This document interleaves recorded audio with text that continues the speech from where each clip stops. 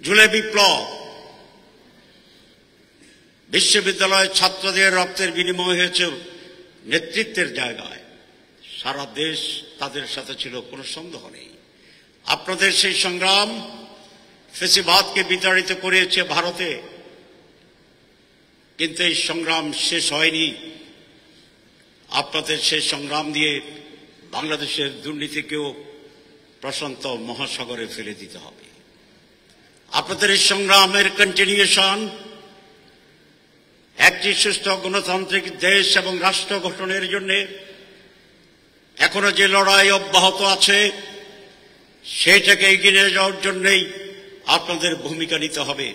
আজ সংস্কার নিয়ে যে জটিলতা তৈরি করেছে পরিকল্পিতভাবে,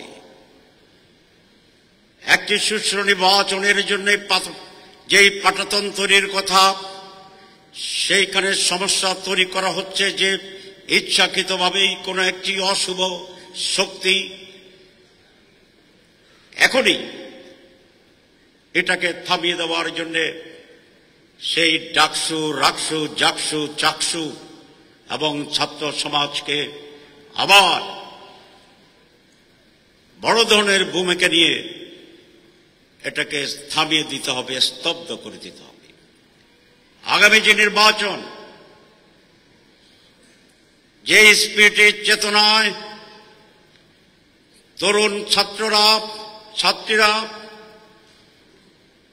একটি আদর্শবাদী দলকে সমর্থন দিয়েছিল বা এখনো দিয়ে যাচ্ছে, আগামী নির্বাচনের 4 কোটি তরুণ ছাত্র সমাজের যেন সেই ধারাবাহিকতায় বাংলাদেশের একটি পজিটিভ পরিবর্তনের জন্য সিদ্ধান্ত নিয়ে আদর্শবাদী দল এবং দল সমূহকে বিজয়ী করে এবং সেই বিজয়ের জন্য মাঠে অংশগ্রহণ করে, সেইভাবে তরুণ সমাজের মাইন্ডকে প্রস্তুত করার জন্য আপনাদের এখন থেকে ভূমিকা নিতে হবে।